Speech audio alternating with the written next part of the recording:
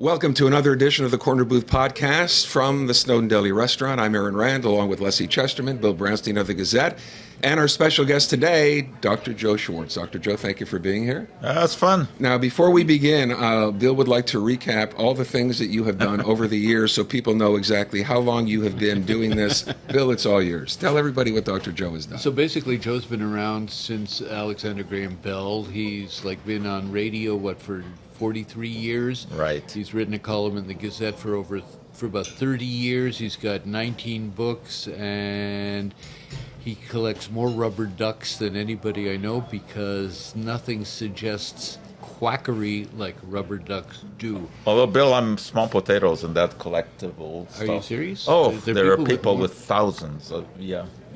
Wow. Especially there's this one guy in Minnesota who creates a scene in front of his house with ducks. He'll have a football field and all the spectators are ducks.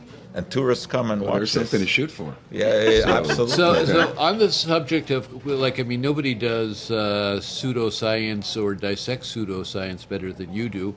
On that subject, today's main topic is Ozempic. Quackery or not? Talk to us. Oh, absolutely not quackery.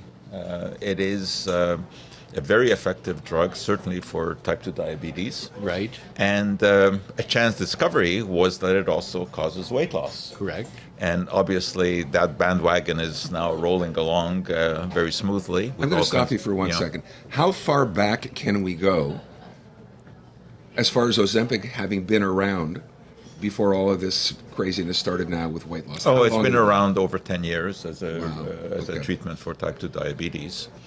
And the weight loss phenomenon really took off around 2017. But its ancestors, liraglutide, that was around for another 5 years before that. And today, of course, as I said, that bandwagon is getting to be pretty full. The question is, are the right people taking it? I mean, there's no question that for someone who is morbidly obese, with body mass index of 35 or 40, where they have risk factors for heart disease and cancer, that this is very effective because it can lead to about 15% loss of body weight, and that's very significant. The real problem with Ozempic is that there are people who want to lose 10 pounds to fit into that dress that they want to go to some event. Kim Kardashian. Yeah, that's a different story for several reasons. One is that using the drug for that means that someone who needs it for type 2 diabetes isn't getting it because it's in short supply. And then, of course, there are the questions about side effects and long-term safety, because one thing that is very clear with semaglutide is that when you go off of it, the weight comes back. I just have a question because my father had type 2 diabetes, and what he was taking was insulin. So why are people with type 2 diabetes taking Ozempic, and what's the difference between Ozempic and insulin? Right. Well, insulin essentially is for type 1 diabetes, but if your type 2 diabetes gets very bad, and it can't be controlled with diet, it can't be controlled with metformin, then the last resort is taking insulin. Okay. But semaglutide would come before taking insulin. Okay. And it would put off taking insulin. So people who are pre-diabetic are also taking it? They are. Probably they shouldn't be. It really should be only for someone who is absolutely diagnosed as having type 2 diabetes. What are the side effects that you say could be? The side effects mostly are gastrointestinal, vomiting, constipation, diarrhea. And the most concerning one is something called gastroparesis, which is a paralysis of the stomach, which means that the food isn't going from the stomach into the intestine, which means that it's going to come back out. And that's not a pleasant thing, but that's a very rare occurrence. And with medications, obviously, it's always a question of risk-benefit analysis. And when someone is obese, there are certainly all kinds of risks. Then you want to do something about it. Is part of the concern then, as I hear you describe this, and I know there are now class action lawsuits being launched, including in Canada, over Ozempic use and what has happened.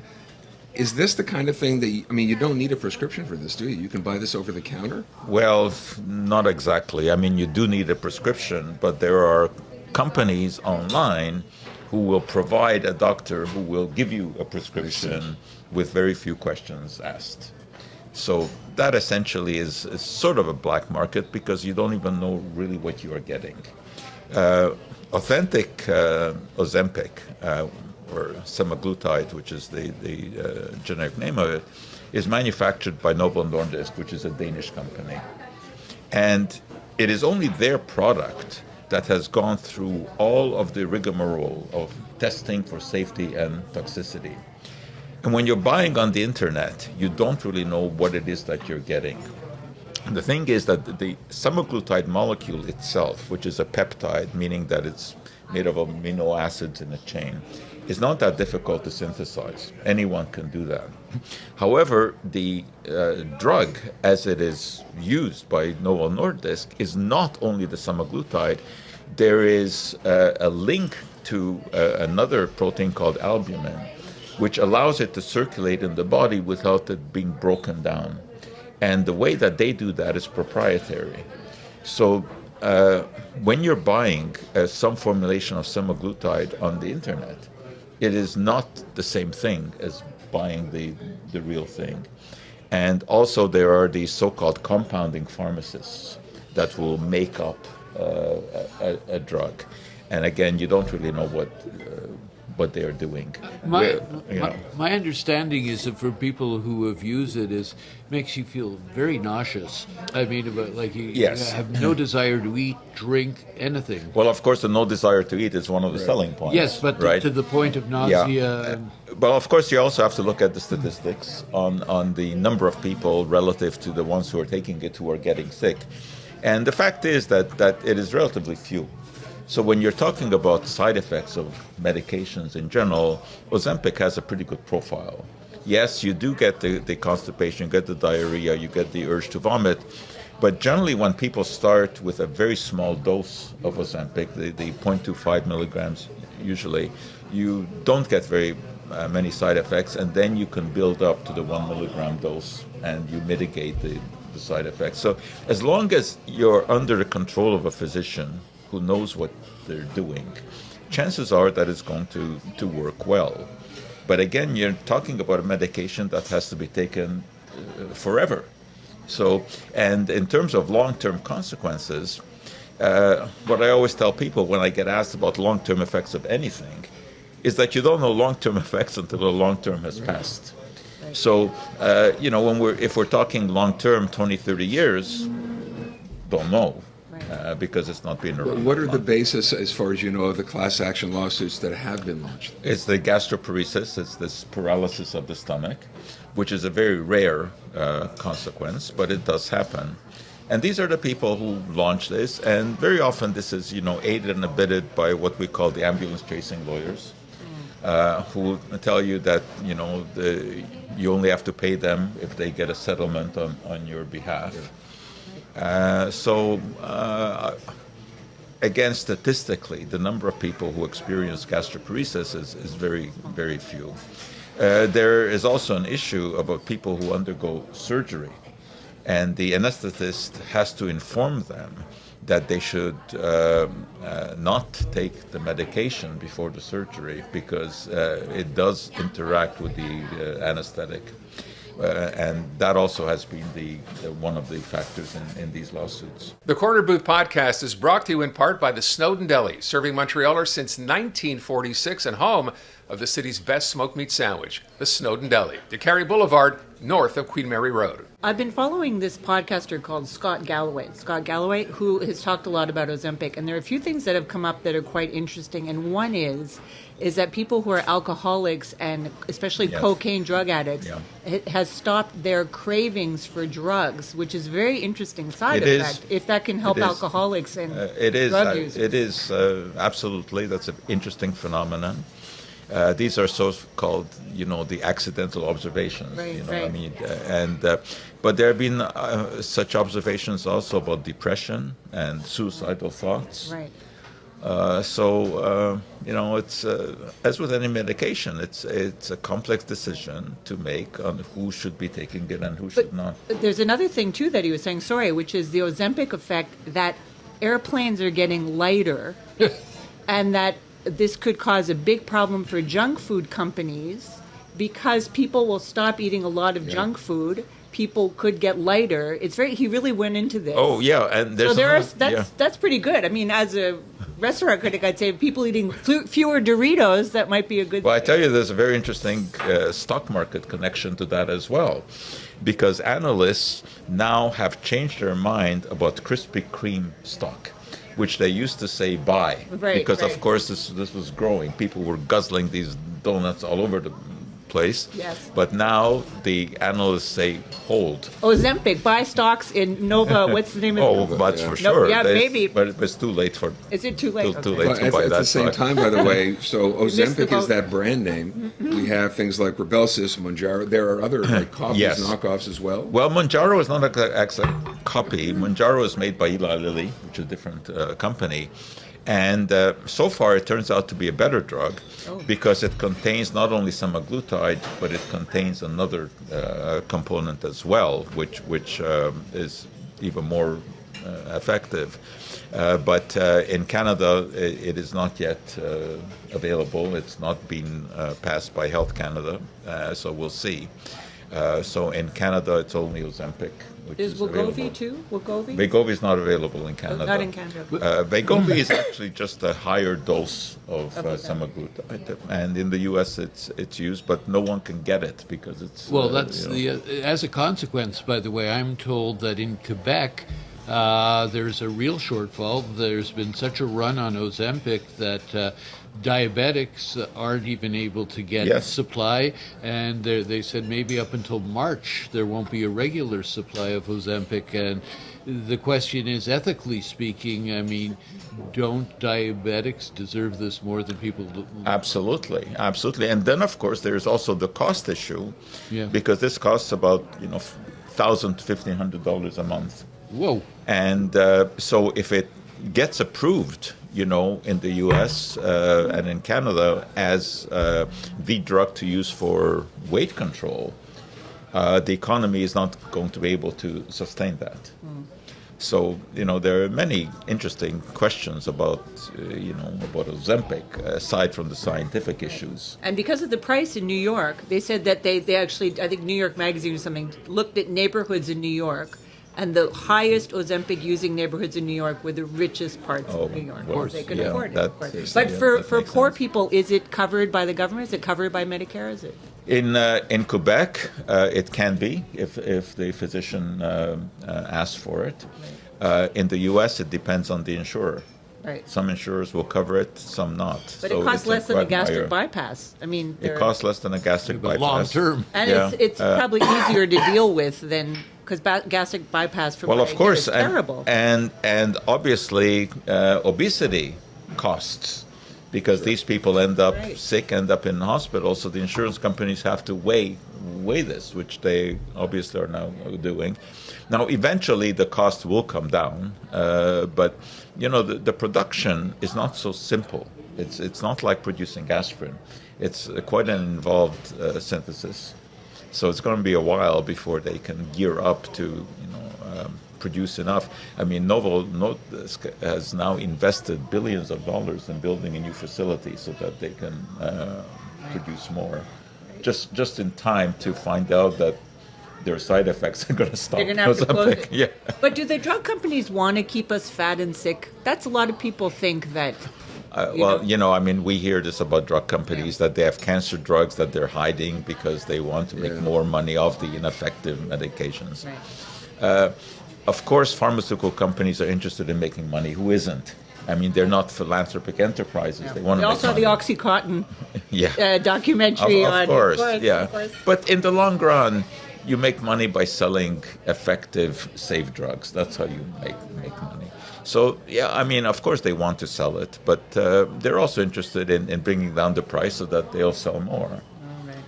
So to get to what you were talking about a little while ago, so someone listening to this who's heard about Ozempic has seen the stories about how people have lost weight and thinks, hey, I would like to lose, as you said when we started, 10 pounds, 15 pounds, I'd feel better, and then just decides to go ahead, order this, find a way to do it because their doctor won't write them a script, let's assume.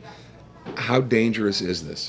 I don't think it's very dangerous. I mean, you get the gastric side effects, and if you don't like it, you stop it or you cut back on the dose. So as far as drug side effects, Ozempic is not one of the big villains out there. It's the other issues that are more concerning. People who want to lose 10 or 15 pounds should not be using Ozempic.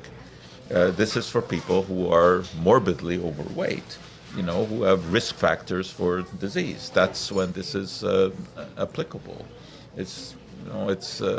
And historically, of course, we've had all kinds of issues with weight control drugs.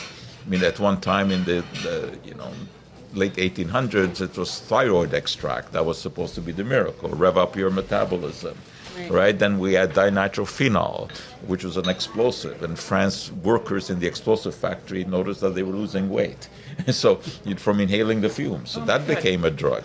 Of course, that didn't work out. They kept exploding. Then we had the whole fen-phen controversy.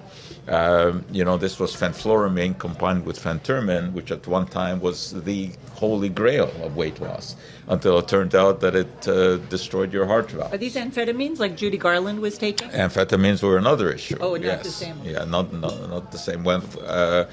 At that time, amphetamines were said to be good for everything. Pep Speed, pills, right? Speed. Yeah. Of course, they're still around. Oh, great. And you do lose weight on amphetamines, but you can also lose your life, so it's not a good deal, right? So when appropriately used, Ozempic really is a very good drug. It delivers what it's supposed to deliver. Very significant weight loss, 15 to 20%. Mounjaro is even better, at least 22% by studies. And the intriguing thing now is, especially with Mounjaro, the latest study showed that it reduces the risk of heart disease. So, the same way that people now take statins to reduce the risk of heart disease, it may be that in the future, some of these drugs, the semaglutide, will also be prescribed to people who have risk factors for heart disease. We'll have to wait and see on that one. But certainly, Ozempic is not a scam. It's appropriately used. It is a very effective medication. But that's kind of the key word, right? Appropriately used, Absolutely. as you said. Is it time? I mean, governments now, you mentioned the ones that are not yet approved here. Does Health Canada get involved to this point and say, okay, enough? Well, Health Canada allows semaglutide to be prescribed, but it's up to the physician to determine whether or not that specific patient is a candidate for that. But even before semaglutide was approved for weight loss, it was approved, of course, for type 2 diabetes. And a doctor can prescribe what we call off-label. As long as a drug is approved, they can prescribe it. So it really comes down to the judgment of the physician. But I think patients will badger physicians for prescriptions. Right. And, sometimes it's just easier for the physician not to argue and write the script. Right. I want to tell a story about this. I actually I was at Bill's house last night, and I told the story because there were a bunch of us at dinner, is that I was having a dinner party with a cookbook club. And I think there are 15 women at the table. I don't want to say women, it could have been men, doesn't matter.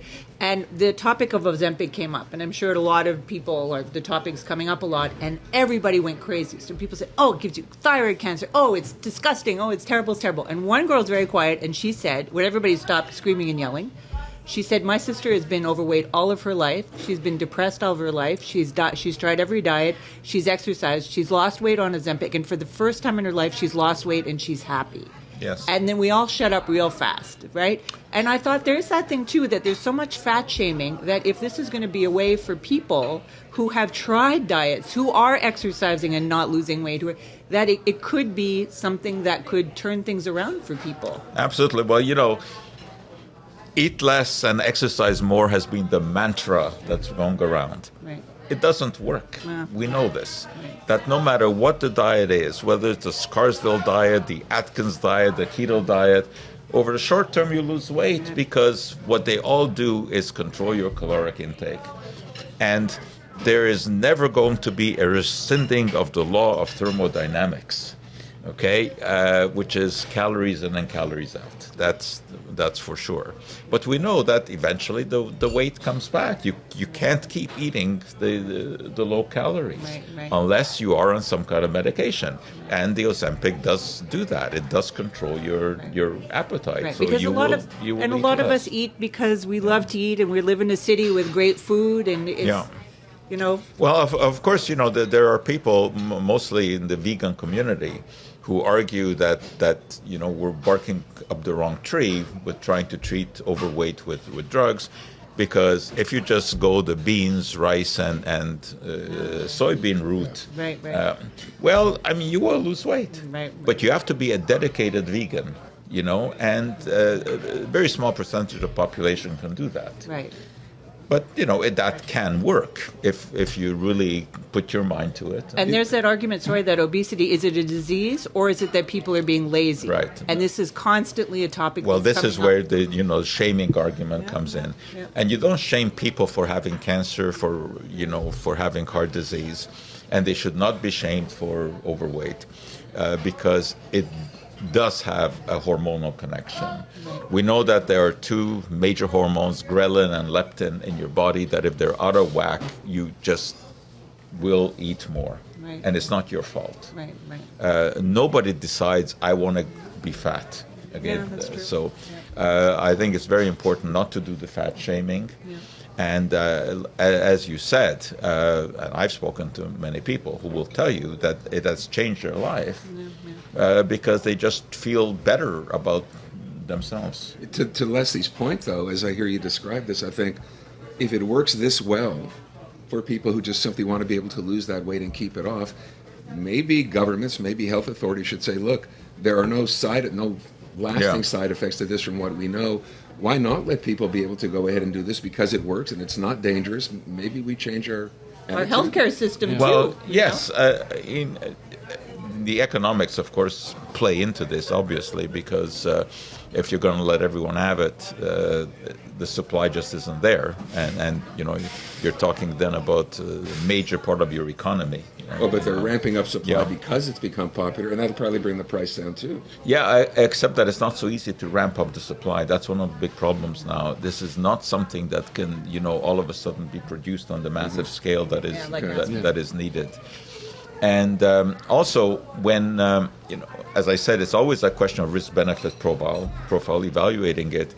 And when you're talking about people who are 40, 50 pounds overweight, there's no question about the risk-benefit analysis. They need to lose weight. Right. But if someone is 15, 20 pounds overweight, you can be very healthy and happy, except that you may feel that you should be losing weight. That's a different situation there, because there, you do take into account the side effects and the possibility of long-term effects.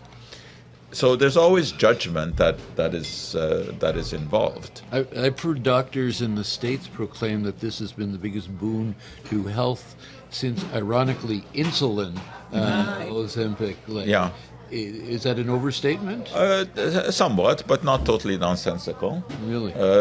Because we know what a huge problem overweight is. And if you combine morbid obesity and just overweight, in the U.S., 70% of the population falls into that category. And I suspect it's roughly the same in Canada as well.